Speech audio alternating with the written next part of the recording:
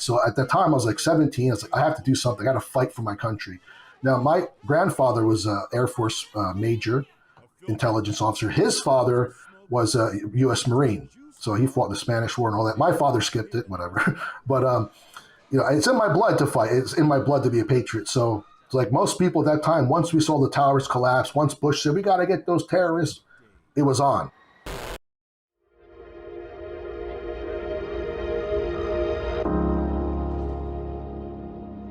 And so I was 17.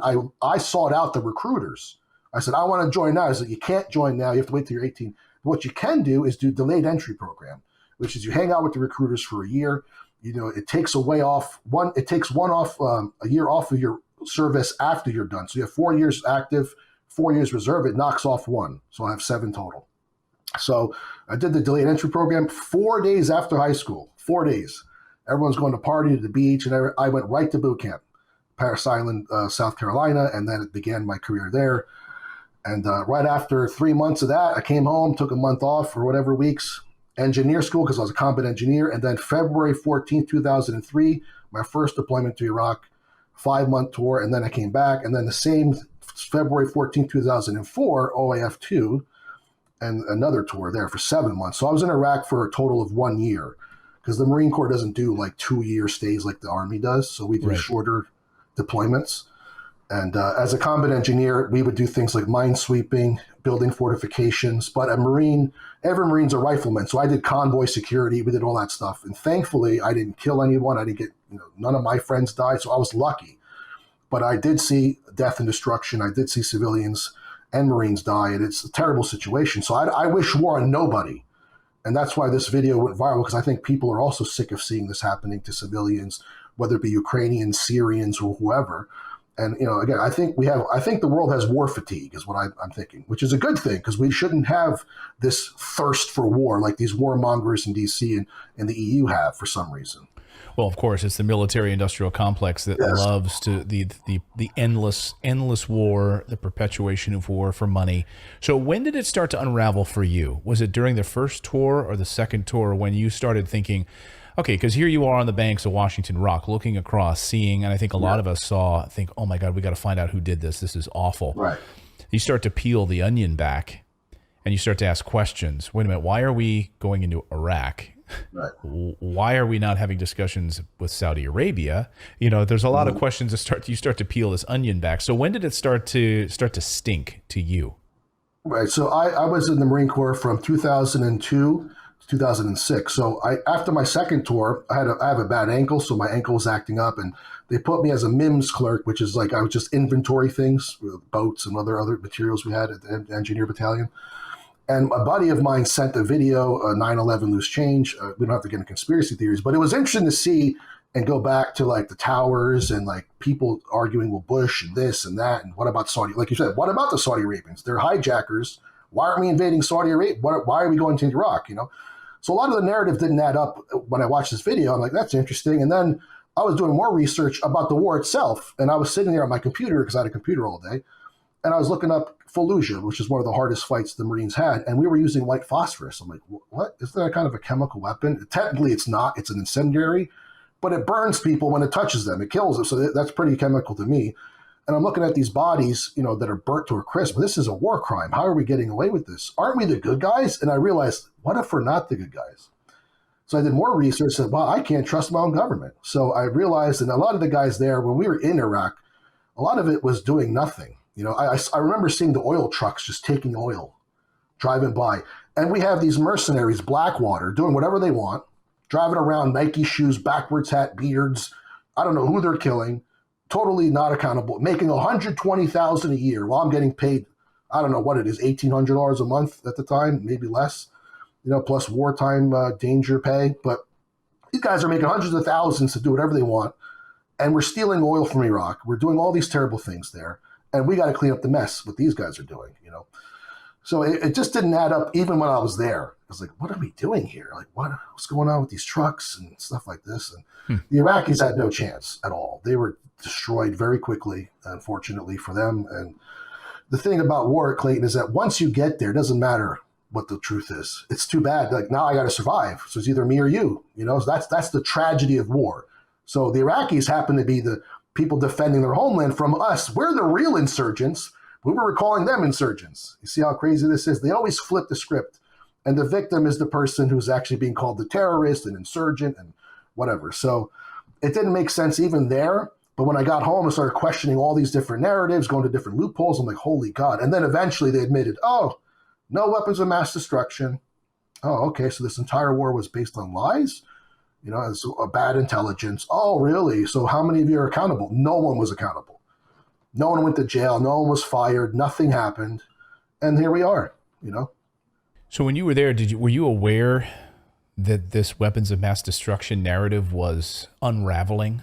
I mean, would you sort of, I'm just curious what did you think, oh, we're going to stumble upon these one day. They're telling us they're here, so we're going to find them. Well, yeah, that's what I thought. I mean, none of us believed that, I was a super patriot back then. I mean, I was even when I got back my first tour, I tried to recruit people from the local community college. I'm like, why are you a warmonger? I'm like, what are you talking? We got to defend our country. I believed hook, line, and sinker. The war on terror was justified. Saddam had to do with 9/11. I believed everything. None of us went there not believing it. Like, oh, this is a lie. You know. Right. So we all believed it, and we were waiting to hear about these weapons. Like, we'll find them eventually. You know, that's what I thought. But I was a combat engineer. I was a grunt. You know, I'm on the ground. I'm not an officer. We do what we're told. You know, it's a top-down. The military's top-down, need-to-know basis. They're not going to tell me at the time I was a lance corporal anything. You know what I mean? So we're just doing what we have to do. And like I said, I thank God I didn't hurt anyone. I didn't kill anybody. That's the biggest thing that I'm happy about, is that I didn't do that. But the damage has already been done, Clayton. You know, I've seen towns laid to waste. I see what our power can do. Our military is extremely powerful, very powerful mechanisms of force that it was really impossible to defeat. I mean, now we have other powers rising, so we have another story there. But yeah, the Iraqis had no chance, and it's just horrific what happened there. What did you see in the cities there? And I'm curious because we talk about invaders, we talk about, you just mentioned the idea of insurrectionists, et cetera. And we say on the show, I mean, there's no larger invasion body in the world than the United States or NATO going in and laying waste to countries. We see what's happening in Syria. We saw what happens in Iraq. We saw what happens in Afghanistan. So can you give us some anecdotes or experience about what happened in some of these cities? You mentioned Fallujah, but that you witnessed firsthand to see just the utter destruction of some of these cities and what was happening to the civilians in Iraq. So I got into the ground war day 3. So that means the troops were already ahead of us. The Air Force already did its bombardments, and we were coming in. So when I got into these cities, they were destroyed. So we'd see civilians waving their white flags, children asking for food. And we would give them food, and then we were told, don't give any more food. Because one kid went to go get food. He was hit by one of the trucks, and he died. So we're like, not supposed to give him food. They were starving. Everything was destroyed. So sometimes you'd see civilians in the ground dead. Other times you could see that one like hole where they throw people in. So it was unfortunate to see this. And also we'd see people captured. It's the first time I saw it when we were getting our mission as combat engineers. There was this Saddam Canal where they blew up the bridges so we couldn't cross. As a combat engineer, we would make medium girder bridges, kind of like these Legos where we build a really big bridge and propel it over the gap, and then we'd have the trucks go over it. And then we'd have the other bridges where IRBs, they're called, where you'd open them up in the water and connect them together over the water. And so we did that. That was our mission. That was our main mission in the first tour. And at that place, everything was destroyed. I remember seeing a civilian just dead on the grass. Some guy certainly wasn't armed with anything, just dead. So it was devastating, and these towns were destroyed.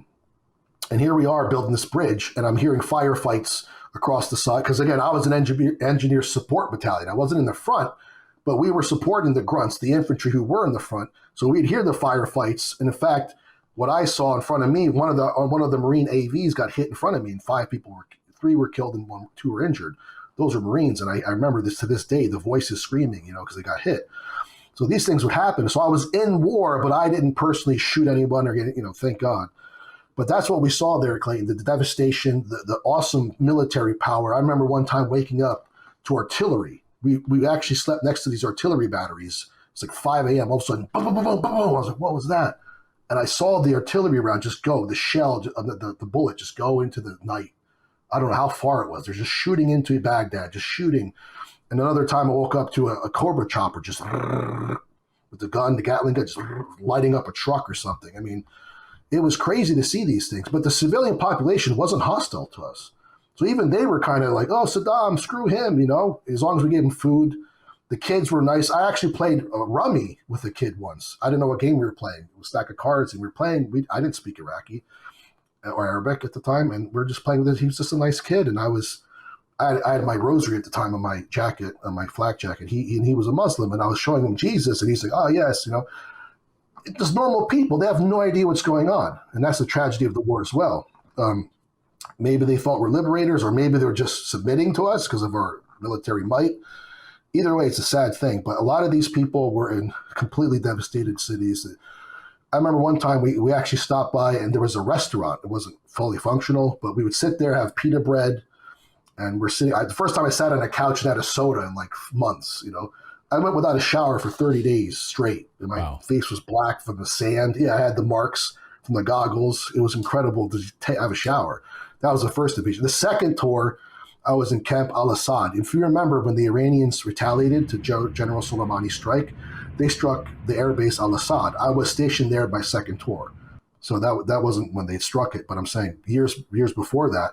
There we had KRB, we had steak and lobster, gym, but the first tour was the invasion, where we had nothing. We were sleeping on the ground, we were digging holes to go to the bathroom.